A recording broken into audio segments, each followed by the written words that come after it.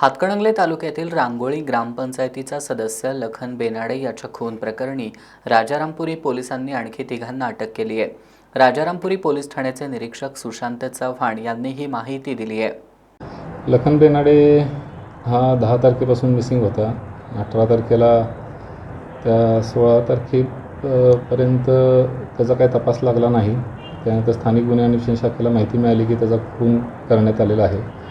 त्यानंतर त्याच्या बहिणीनं खुनाची फिर्याद दिली. आपण तपास सुरू केला. तर त्यामध्ये लखन बेनाडे हा यातील 5 आरोपींच्या विरुद्ध वेगवेगळ्या पोलीस स्टेशनमध्ये जाऊन तक्रारी देत होता.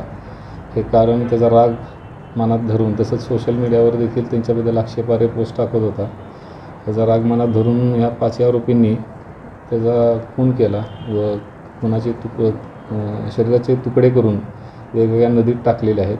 आतापर्यंत पहिल्यांदा 5 आरोपी निष्पन्न झाले ते. त्यानंतर काल परत अजून 3 नवे आरोपी निष्पन्न करून आपण त्यांना अटक केलेली आहे. यामध्ये आता कुठली हत्यारं त्यांनी कुठे लपवलेली आहेत, तसेच बॉडीचे तुकडे करून कुठं टाकले, कुठल्या घटनास्थळी एक्झॅक्टली त्याचा खून करण्यात आलेला आहे, याचा तांत्रिक व गोपनीय माहितीच्या आधारे शोध घेऊन तपास चालू आहे.